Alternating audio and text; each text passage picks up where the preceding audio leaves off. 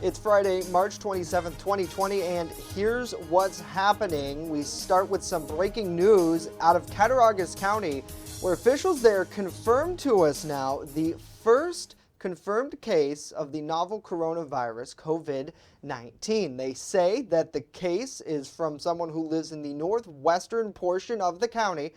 And as of yesterday, they were one of the last counties in New York State to not have a confirmed case. But now we know that there is a confirmed case in Cattaraugus County, and we're working to learn more information, and we'll have that for you here live.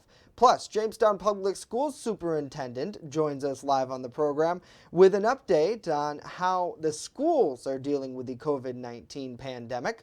That and more with the news at noon, starting now. Live and on demand, this is WNY News. And thanks for joining us for WNY News Now. I'm Justin Gould. We want to start with some breaking news out of Cattaraugus County, where now we know there's one confirmed case in the northwestern portion of the county. Officials there yesterday telling us in a 4 o'clock interview that they have not had any test results come back yet. But now there is a confirmed case there, and we're working to learn much more, and we will update you as soon as we get it. But first, we want to start with some news from Jamestown. Officers responded to a Jefferson Street address just after 11:30 a.m. yesterday for reports of shots fired. Jamestown police tell us that they believe a male victim was shot during an argument that occurred in the front yard. The victim was able to drive themselves to UPMC Chautauqua Hospital for treatment of non-life-threatening injuries. Police say as of yesterday afternoon their investigation continues, and they're asking anyone with information in that case to please contact them. Police believe the incident was targeted and not a random act of violence. Well, public health officials in Chautauqua County say the number of residents under isolation or some type of quarantine is continuing to rise. During the latest update, Chautauqua County's COVID-19 response team reported there were no new positive tests, although they say they're not aware of the exact number of tests awaiting results because the tests are being performed at a variety of sites. So far, the county has recorded 53 negative lab tests. There are 11 people under a mandatory quarantine, while 25 are under what's called a precautionary quarantine. 46 are in mandatory isolation. Now, Chautauqua County Executive P.J. Wendell and Public Health Director Christine Schuyler are set to hold a press conference today at 3 o'clock. You can watch that live right here on WNYNewsNow.com. And more than 100 people in Cattaraugus County have been tested for the novel coronavirus, and as of just a few minutes ago, the first confirmed case now being reported to us from the northwestern portion of the county. That county's public health director, Kevin Watkins, tells us that of those 121 tests for the virus they've issued since the beginning of the outbreak, Watkins says 96 of the tests have come back negative. Now only one has come back positive. 24 are still pending at the state's medical lab. The health director explained that there are now 79 under some type of quarantine. He says among those quarantined are family members of those awaiting test results. Watkins says he expects the results to return within 48 hours of being sent to the laboratory. Well, New York's scramble to find enough breathing machines to treat its rapidly expanding legion of coronavirus patients is now becoming a problem. In his nationally televised briefings this week, New York Governor Andrew Cuomo made desperate pleas to other states and federal governments to send breathing machines. Cuomo's plea has proven to be a tough sell, though.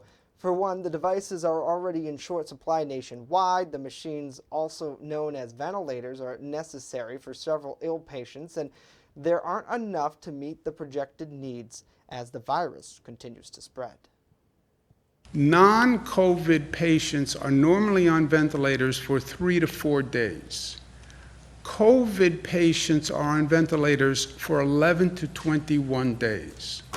Think about that. The more probability of a bad outcome. We now have people who have been on a ventilator for 20 days, 30 days. Now, Cuomo says the state has 4,000 ventilators and had purchased another 7,000. The U.S. government has pledged to send New York another 4,400. That's still far short of the 30,000 ventilators that Cuomo says the state will need if the crisis reaches its expected breaking point. Well, the number is staggering. 3.28 million new jobless claims in 1 week nationwide. That's the new figure from the Labor Department, underscoring how significant the U.S. economy has been impacted by the virus. Now Americans want to know, will a massive stimulus plan help? And when will workers begin to feel some relief? Camille Burnell has the latest from our nation's capital. An ominous sign for the U.S. economy Thursday. 3.28 million new jobless claims were filed in a single week, a sign of the massive strain that the coronavirus has taken in nearly every business sector. The nays are 0. But while you were sleeping, 60 vote threshold the Senate making history. The bill is passed.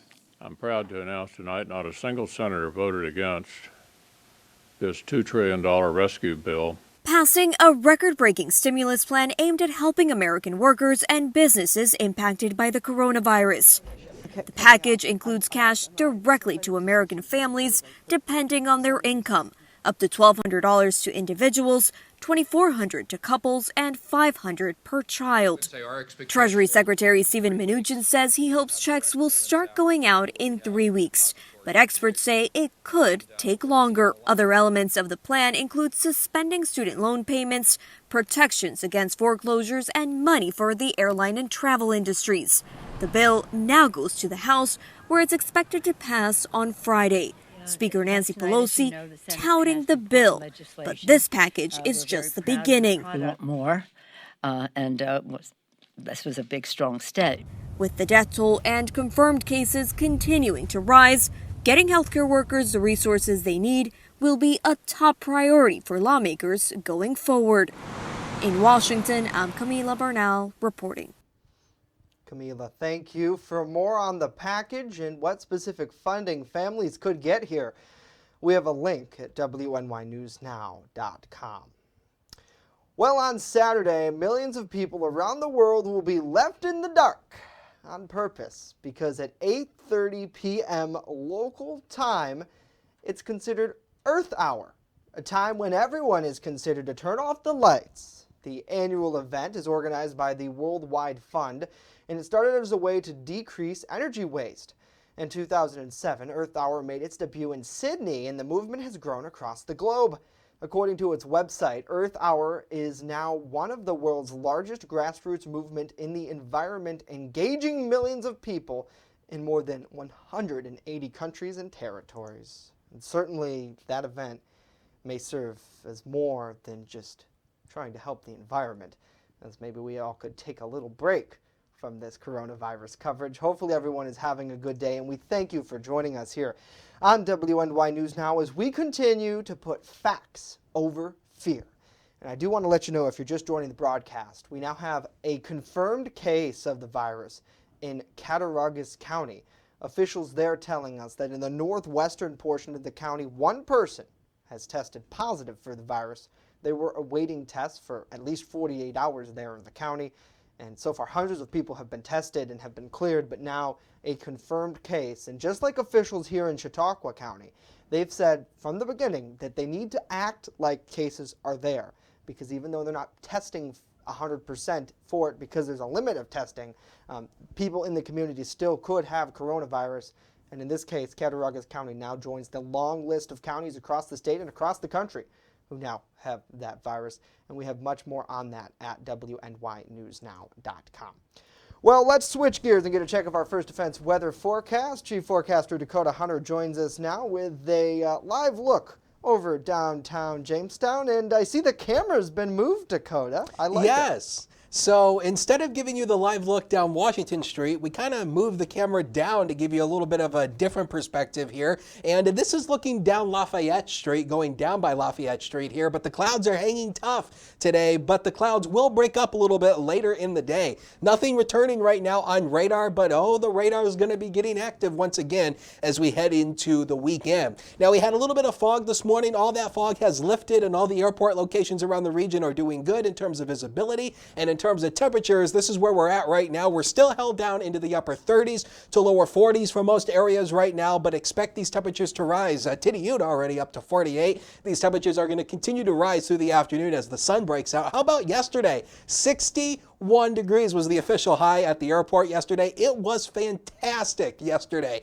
35 is obviously obviously where we bottomed out this morning. 80 and 10 are in the record books for today. So through the afternoon today, early clouds and fog, that goes away later this afternoon, leading to partly to mostly sunny skies for the afternoon, but it stays mild, cooler near the immediate Lake Erie waterfront. Right at the waterfront, you'll stay in the lower 40s through the day. Once you work well inland, we'll likely spike up in the mid to upper 50s. There's the reason why the Lake Erie shoreline will stay a little bit cooler with that northeast wind averaging about 7 to 14 miles per hour. Turns active over the weekend with rain and maybe a few rumbles of thunder. We'll time it all out in just a few minutes. Jay? All right, Dakota, thank you very much. Coming up next, Jamestown Public Schools Superintendent Dr. Brett Athorpe joins us live with an update on how the schools are dealing with the COVID-19 pandemic. Stand by.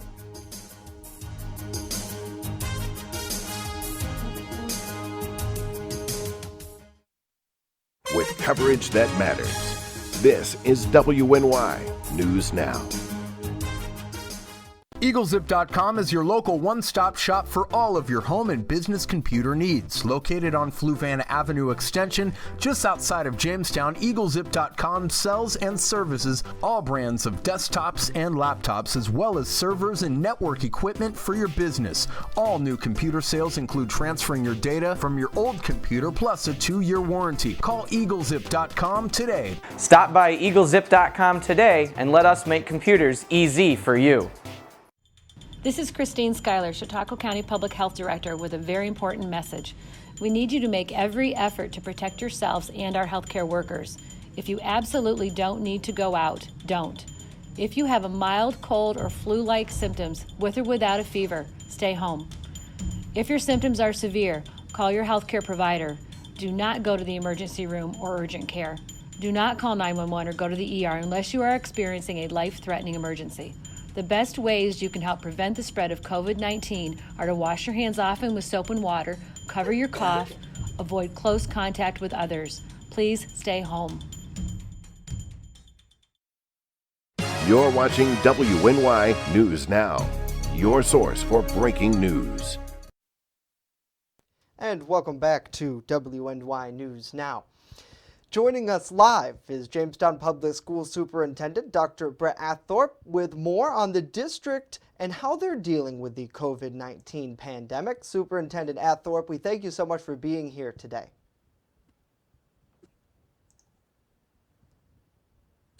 Thank you for having me, Justin. First, I'll ask, how are things going with the districts? Have students and staff adjusted well to the new learning at home?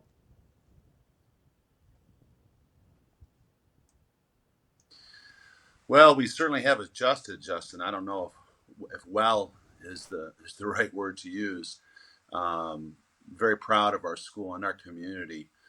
We started preparing for this about 4 weeks ago, and it's been all hands on deck, and it's been I think we've made the best lemonade out of the lemons we've been given.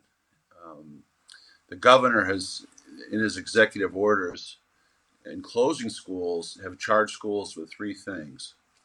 The first thing is to continue instruction, which our teachers are doing. The second is to feed our kids, and we're feeding literally thousands of meals a day. And then thirdly, to provide childcare to our first responders and healthcare workers. So we are right now providing childcare for kids who are aged 3 through 11 in 2 of our schools. Now, nationwide, the timetable for how long the pandemic is expected to last still remains uncertain. I know today the governor has extended his deadline and for the schools to remain closed for at least another 2 weeks. But your school, according to the last statement we got from you now, saying that April 20th is when you may come back online. Do we have any solid timetable, or is that still all up in the air?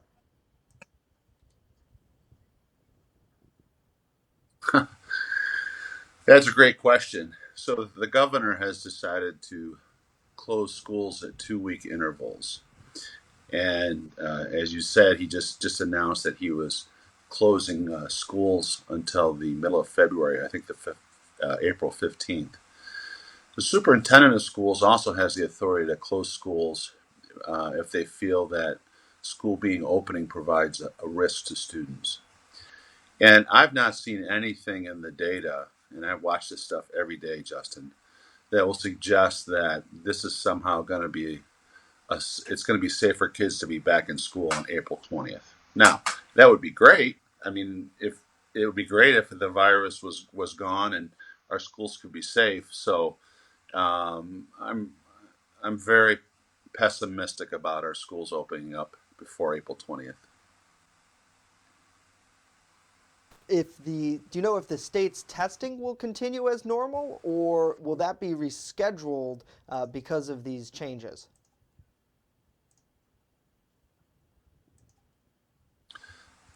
Yeah, so the state, or I should say the state, the federal government actually just canceled last week all grades 3 through 8 English and math tests.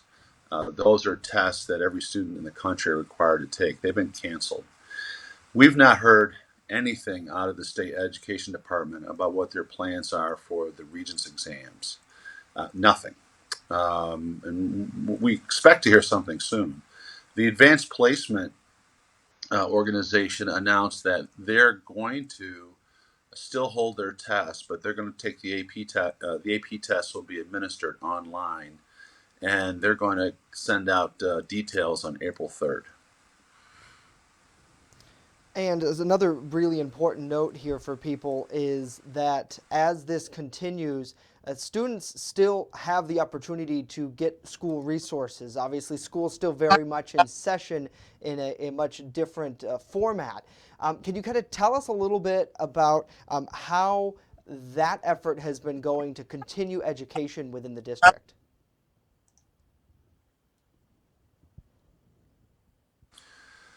Yeah, so we have given every middle school student an iPad, and we have distributed laptop computers to over 700 high school students who have requested them. At our website, jpsnewyork.org, there's a link to the coronavirus page, and on that page is several really helpful links for our students and staff. One is our technology team is here. They're taking phone calls and they're taking emails, and they're willing to help our parents, our students, and our staff with any technical issues they have. So please, I would encourage people to use that.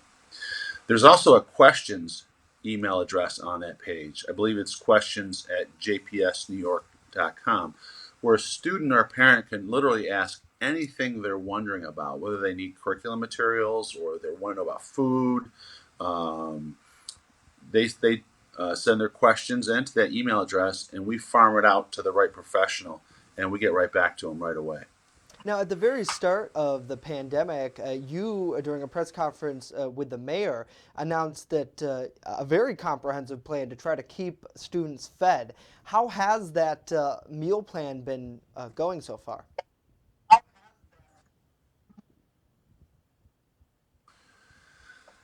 Well, our food service team is really absolutely amazing. They literally prepare thousands of meals a day. When this started, seems like forever ago, but I believe it was 2 weeks ago, our food service staff worked the entire weekend and prepared over 4,000 meals. Our food service director has been ordering food supplies early in this to fill our freezers so that we would have enough food to get through this. So while we have lines The food pickup is every day from 11 to 1 at our 3 middle schools and at the high school by the pool entranceway. People can pull up. They're required to maintain 6-foot distances. And today, Justin, we are also sending backpacks of food for kids who need food for the weekend. So we're sending them home with backpacks of food so they can get through the weekend. So thanks to the Herculean effort of our food service team, we've been able to stay on top of it. Yeah, certainly amazing. And a lot of these kids, I know when we talk to parents, this is a huge resource for them normally during school to be able to have breakfast, lunch. So great job by your staff and your department for doing that. It just goes to show you how wonderful our community is to always come together, especially in times like this.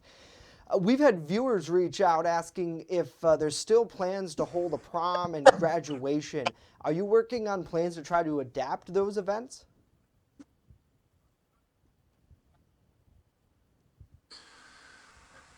Yeah, it's really important to the school board and myself and our staff that we still celebrate the traditions that is makes our school so great for our kids.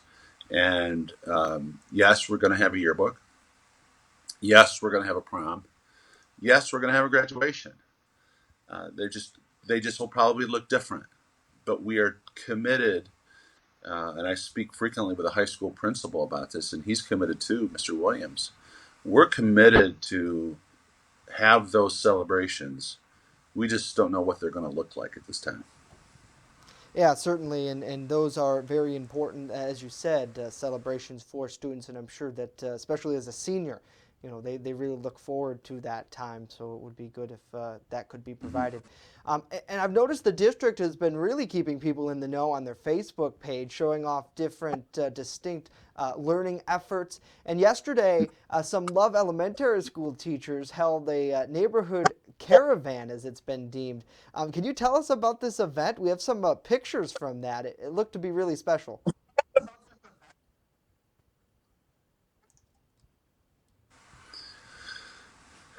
Well, our teachers, particularly our elementary teachers, have close emotional bonds with their students, and it's been hard on the kids and hard on the teachers for them to not to see their literal faces. So the staff at Love have picked up on a trend that's been happening around the country, where they decided to get a car parade together, and they would drive around and wave and say hi to their kids, and vice versa.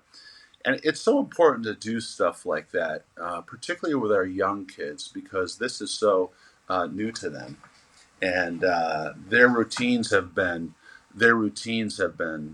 turned upside down. So I was very proud of our Love staff, and I know it was as good for them as it was for our kids.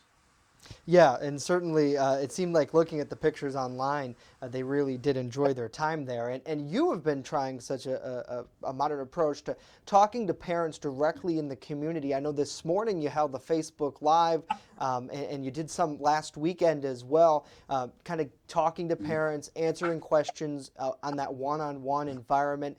What has that process been like?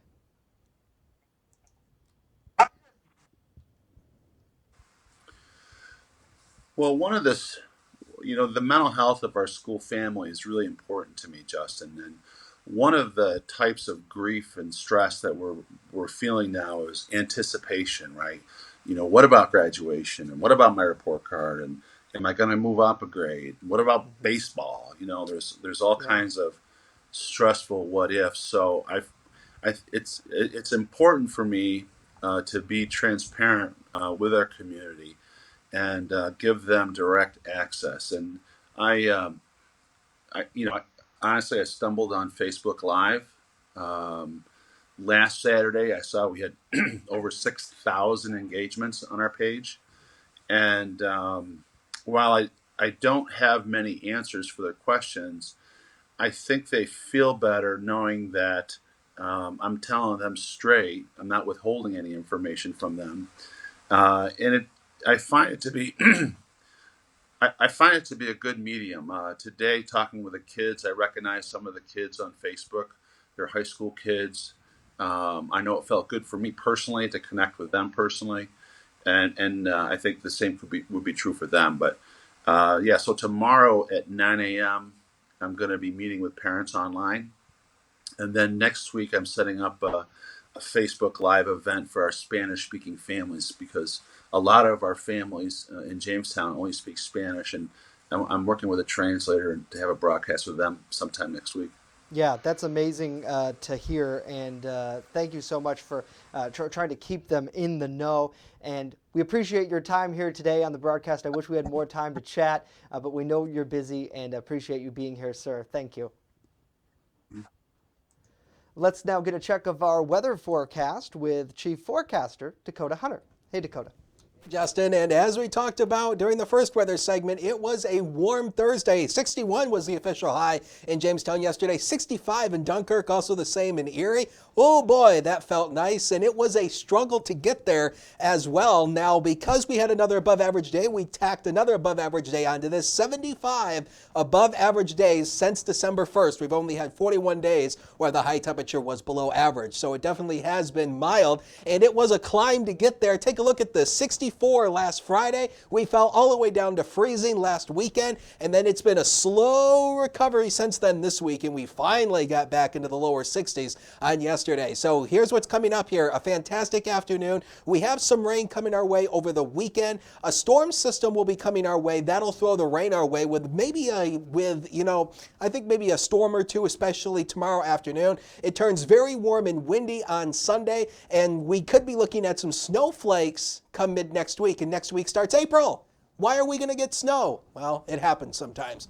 Storm Prediction Center has a low-end marginal risk across much of western New York and northwestern Pennsylvania for tomorrow. There's actually a moderate risk, this red area right here, for portions of Illinois for tomorrow. That's a 4 out of 5. The marginal risk is a 1 out of 5. So there's likely going to be some sort of a big severe weather outbreak back to our west tomorrow. But around here, not a big deal. There could be a couple strong storms tomorrow. But again, we'll be here keeping our eyes on it. Satellite and radar composite shows you really nothing but the socked-in clouds, but they are starting to break up right now. So later this afternoon, the clouds will break up, leading to partly to mostly sunny skies. This storm system doesn't look impressive now. It's east of Oklahoma City, but this thing will develop into a strong storm as it moves across the upper Great Lakes. So let's talk about it over the weekend. Let's time it out on Future Scan. Nothing through the day. As we head into tonight, rain showers will develop later tonight. The evening should be dry. It's going to be likely after midnight when we'll start to see some rain showers coming in. The rain will continue through the day tomorrow. And again, when you get into these darker colors, that starts to indicate the heavier amounts of rainfall. Now, watch what happens as we go into later tomorrow afternoon into tomorrow night. Notice this band of heavier rain moving in here with these yellows and oranges and purples. That could be that thunderstorm activity. And again, there could be maybe some brief gusty winds within that. So that'll be our main threat. If we see a severe storm tomorrow, it's going to be a gusty wind threat. And then as we head into Sunday, the rain will actually taper into more scattered nature as we head into Sunday. Now, these storms could also be laying down some heavy rainfall. This particular model is the in-house model, and it's showing about 1 to 1.5 inches climber at 1.7. That might be a bit overdone, but I think rain totals just for tomorrow alone could be upwards of about 3/4 of an inch to around an inch in some spots. All right, zone forecast very quickly. The inland areas today, temperatures are going to be cooler near the Lake Erie shoreline, but warmer once you work inland, maybe mid to upper 50s in some spots. The valleys will likely stay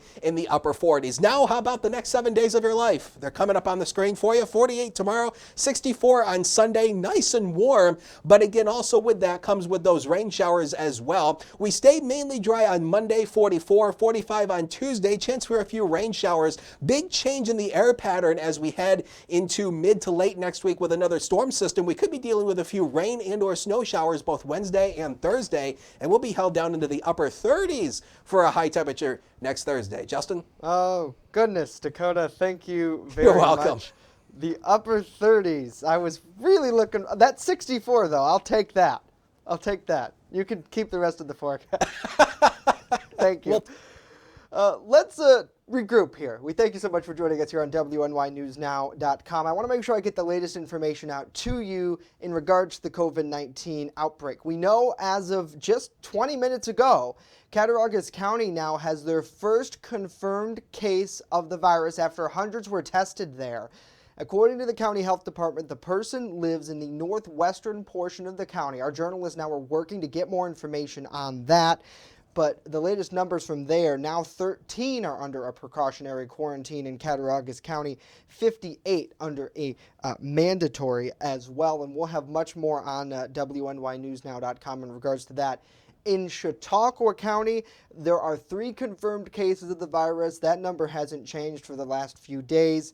11 people are under a mandatory quarantine, 25 under precautionary, and 46 are in isolation. And county health officials say that they're still trying to find a good way to keep track of how many tests are given, because it's hard for doctors' offices sometimes to record that. They only send them when they have a confirmed case.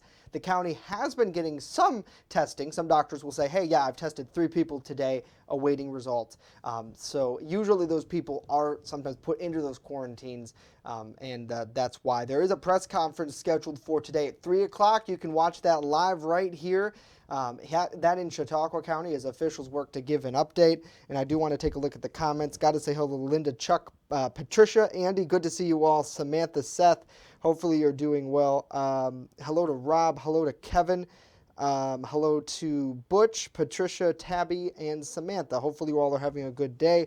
Chuck chimes in. He says, awesome interview, Justin. You've been creating a special link to people through the spotlights. Thank you. And we thank you, Chuck, for joining us today. And we thank you all for tuning in as we do try to put facts over fear as we keep you updated here on the novel coronavirus outbreak locally. That's it for us today. I hope to see you back here live at 3 o'clock with that special press conference. Of course, news continues 24/7 at WNYNewsNow.com. If you download our mobile app, you can subscribe to breaking news push notifications. We'll keep you in the know. Have a great weekend.